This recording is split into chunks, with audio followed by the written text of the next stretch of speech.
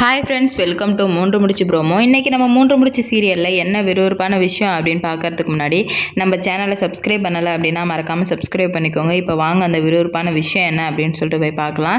இப்போ நம்ம இவ்வளோ நாள் வந்துட்டு நம்ம எதிர்பார்த்துட்டு இருந்தோம், அவளோட எதிர்பார்த்துட்டு இருந்த நிகழ்வு தான் நடக்க போகுது. என்ன அப்படின்னு பார்த்தீங்கன்னா, நம்ம சூர்யா சாருக்கு நம்ம நந்தினி மேலே அன்பு வந்துடுச்சுங்க. எப்படி சொல்கிறேன்னு பார்க்குறீங்களா? நான் இந்த வீடியோ பேசி முடிக்கும் போதே உங்களுக்கு தெரிஞ்சிடும். ஆமாம், நம்ம சூர்யா சாருக்கு வந்துட்டு நந்தினி மேலே காதல் வந்துடுச்சு அப்படின்னு சொல்லிட்டு நம்ம இவ்வளோ நாள் அதை தானே எதிர்பார்த்தோம். அதான் இப்போ நடக்க போகுது.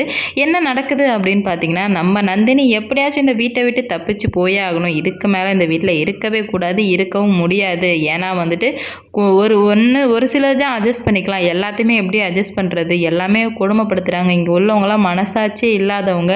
அதுவும் இல்லாமல் அவங்க உணவு, உடை, பழக்க வழக்கங்கள் எதுவுமே வந்துட்டு நம்ம நந்தினிக்கு ஒரு பர்சன்டேஜ் கூட செட்டே ஆகலை.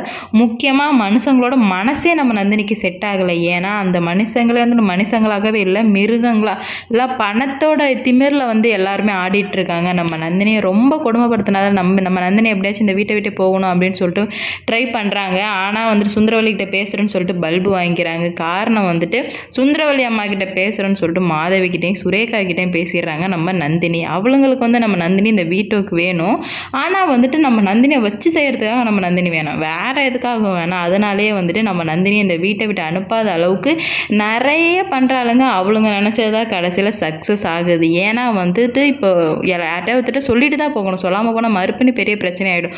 ஒரு வாட்டி சொல்லாமல் போனதுக்கே பூகம்பமே வெடிச்சிடுச்சு. அதனாலே வந்து நம்ம நந்தினி வந்துட்டு போகிற மாதிரி இருந்தால் கண்டிப்பாக யார்ட்டையா சொல்லிட்டு போகணும் அப்படின்னு சொல்லிட்டு முடிவு பண்ணுறாங்க. அதுக்காக தான் இந்த மாதவியும் சுரேகாவும் கெடுத்து விட்டாளுங்களே. அதனால் இப்போ கொஞ்ச நாளைக்கு நம்ம நந்தினி ஒத்தி வச்சுக்கிறாங்க. சரி, நேரம் வரட்டும். இப்போ சுந்தரவல்லி அம்மா ரொம்ப கோவமாக இருக்காங்க, நேரம் வரும்போது நம்ம சொல்லிவிட்டு கண்டிப்பாக நம்ம இங்கேருந்து போக தான் போகிறோம் அப்படின்னு சொல்லிட்டு முடிவு பண்ணிடுறாங்க. அப்போ தான் வந்துட்டு நம்ம சூர்யாவுக்கு நாளாக நம்ம நந்தினி மேலே அன்பு வருது. என்ன அப்படின்னு சொல்கிறான் அப்படின்னு பார்த்தீங்கன்னா, நம்ம நந்தினி எப்போயுமே வந்துட்டு சுந்தரவல்லியை பழிவாங்க தான் நம்ம சூர்யா சார் வந்து நந்தினி கூட இருக்க மாதிரி நடிப்பார். ஆனால் இப்போது நம்ம நந்தினி தனியாக ரோட்டில் காய்கறி வாங்கலாம் அப்படின்னு சொல்லிட்டு போயிட்டே இருக்கும்போது சூர்யா சார் போகலாம். ஏன்னா வந்துட்டு அவருக்கு சுந்தரவல்லி பழி வாங்க தானே நம்ம நந்தினி கூட இருக்கணும். ஆனால் இங்கே சுந்தரவல்லியில் யாரும் இல்லை, அவங்க வீடும் இல்லை, ஆனால் தனியாக தான் போகிறாங்க. உடனே நம்ம சூர்யா சார் நிப்பாட்டி வா நான் அவனை ஏற்றிட்டு போகிறேன் அப்படின்னு சொல்லவுமே நம்ம நந்தினிக்கே சமைச்சாக்கு. என்னடா இது, இவர் நம்மளை ஏற்றிட்டு போகிறாரு, இங்கே அவங்க அம்மாக்கின்னு இருக்காங்களா அப்படின்னு சொல்லி நம்ம நந்தினி பார்க்குறாங்க.